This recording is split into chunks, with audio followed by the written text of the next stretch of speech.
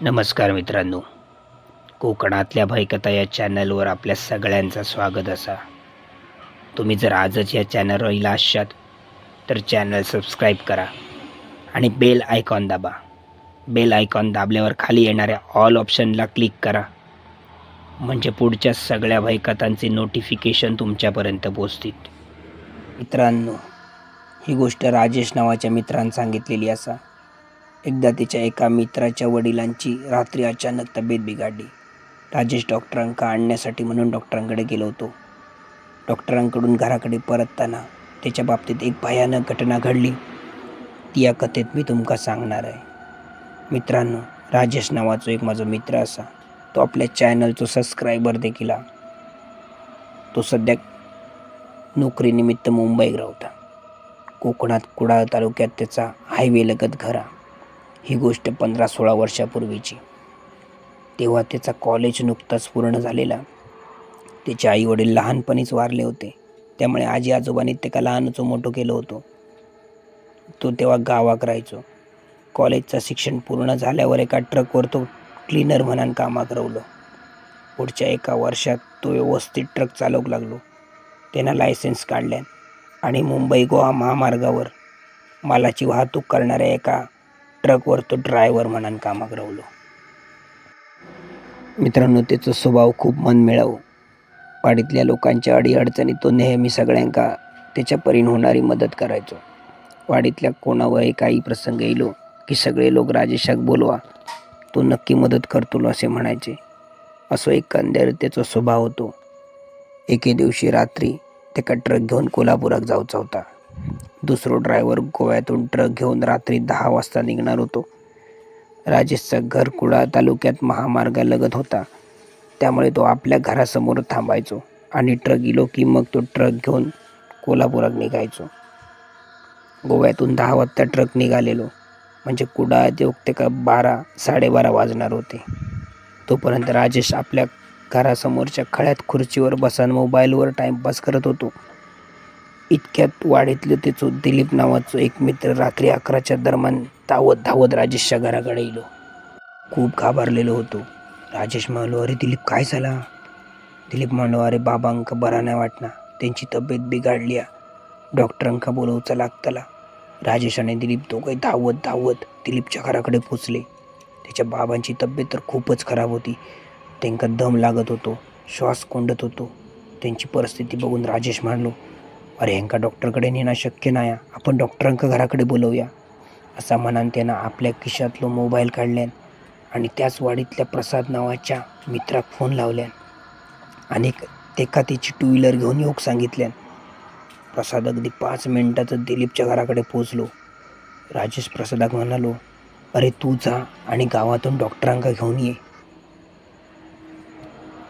त्यांच्या गावात एक डॉक्टर राहायचे. डॉक्टरांचं घर दिलीपच्या घरापासून 3 किलोमीटर अंतरावर होता.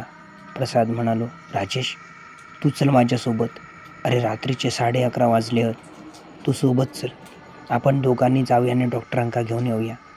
प्रसाद एकटो जाऊक तयार नव्हतो, कारण त्या डॉक्टरांच्या घराकडे जाणाऱ्या रस्त्यावर एका ठिकाणी भला मोठा जुनाट चिंचेचं झाड होता.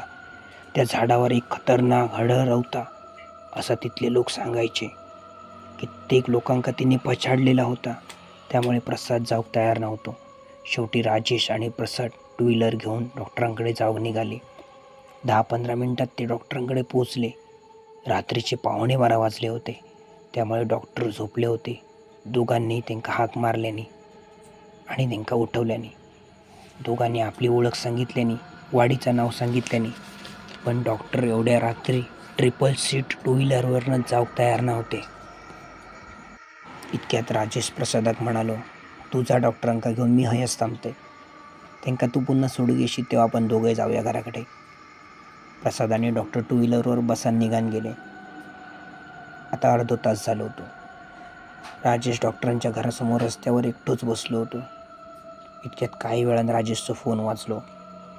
गोव्यातून निघालेल्या ड्रायव्हरानं त्याला फोन केलो होतो.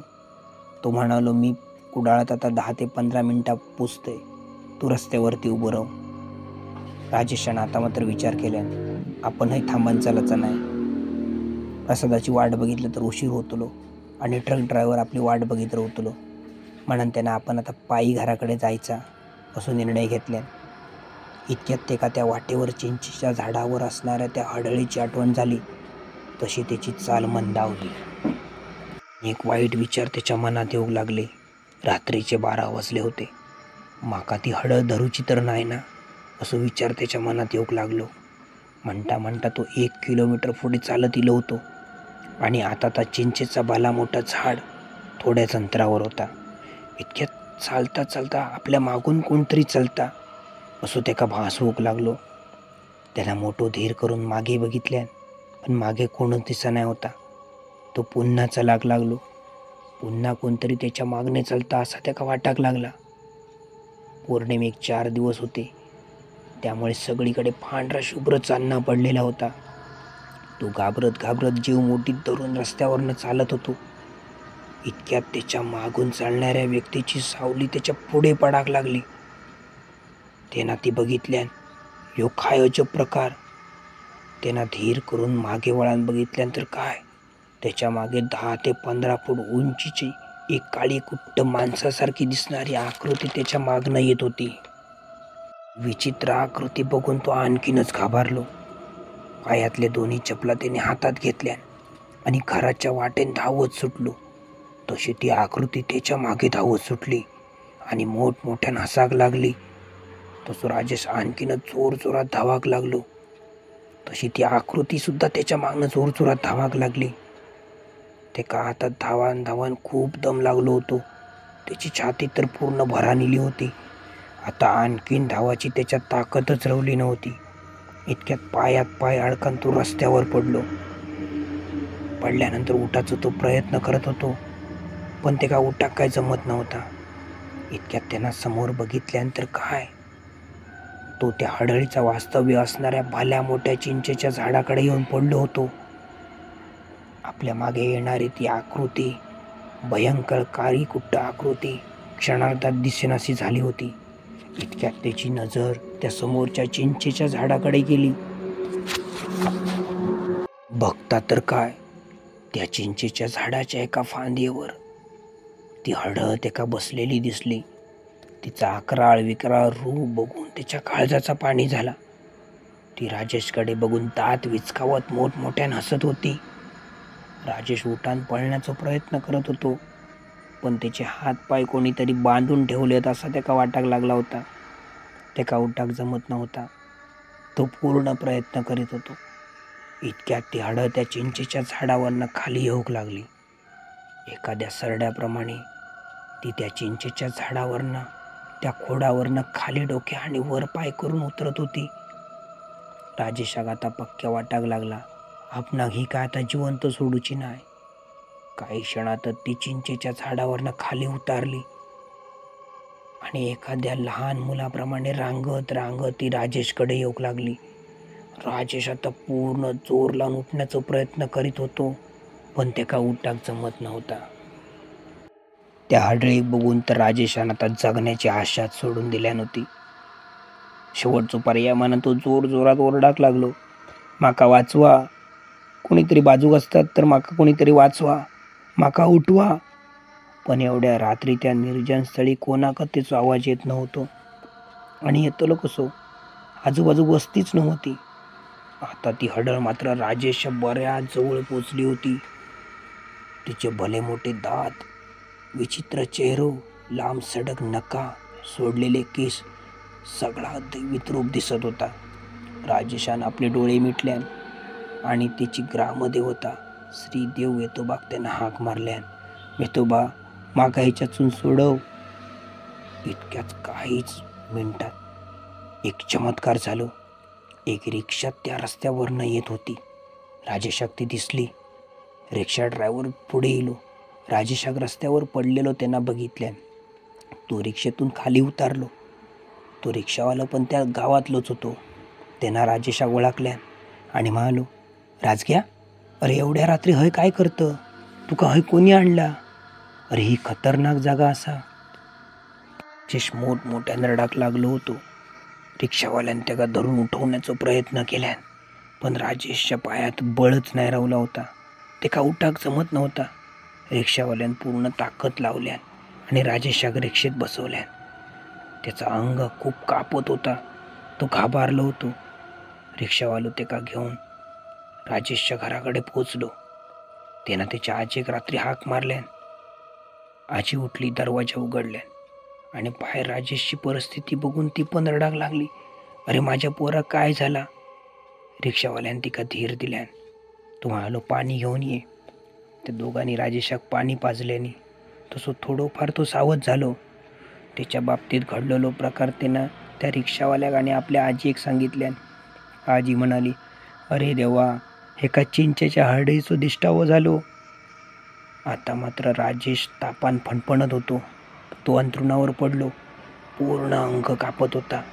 इतक्यात प्रसाद त्याका शोधत शोधत घराकडे पोचलो. राजेशची परिस्थिती बघून तो पण घाबरलो आणि आजची रात्र त्यानं राजेशच्या घराकडे झोपाचा निर्णय घेतला. राजेश रात्रभर तापान फणफणत होतो. तसं प्रसाद त्याच्या कपाळावर थंड पाण्याचे घडे घालत होतो. राजेश रात्री उठान अचानकपणे ओरडायचो. ती पूर्ण रात्र प्रसाद आणि राजेशच्या आजीन जागान काढल्यान. सकाळ झाली. आजी गावातल्या एका मांत्रिकाकडे गेली. राजेशच्या बाबतीत घडलेलो प्रकार तिनं त्या मांत्रिकाक सांगितल्यान. तसं मांत्रिक म्हणालो, अगे त्या चिंचेच्या झाडावरच्या हडळीचो त्याका दृष्टावो झालो हा. एक काम कर, एक उलट्या पिसाचा काळा कोंबडा घे, राजेशच्या घराच्या उंबऱ्यावर बसव आणि 3 वेळा ओवाळून कोणाक तरी त्या कोंबडा त्या चिंचेच्या झाडाखाली नेऊन सोडूक सांग. आजी घराकडे येली. संध्याकाळी एका शेजारच्या माणसाक तिनं विनंती केल्यान आणि त्या काळा कोंबडा राजेशच्या डोक्यावरून 3 वेळा ओवाळून त्या चिंचेच्या झाडाकडे नेऊन सोडूक सांगितल्या. तसा केल्यावर 4-5 दिवसांनी राजेशाक थोडा थोडा बरा वाटाक लागला होता. काही दिवसातच तो धडधडीत बरो झालो. पण ह्यो त्याच्या बाबतीत घडलेलो प्रसंग आयुष्यभर त्याच्या आठवणीत राहिलो. आणि म्हणूनच मित्रांनो, त्याच्या बाबतीत ही घडलेली घटना त्यानं माका कथेच्या स्वरूपात आपल्या चॅनलवर मांडूक सांगल्यान. मित्रांनो, ही गोष्ट जर तुमका आवडली असत तर जास्तीत जास्त लोकांका शेअर करा, लाईक करा, कमेंट करा आणि हां, कोकणातील भयकथा ह्यो चॅनल सबस्क्राईब करूक मात्र विसरा नकात. म्हणजे पुढची एक भयानक कथा या चॅनलवर तुमका बघूक मिळत. आजपर्यंत मी तुमची या ठिकाणी रजा घेतोय. धन्यवाद.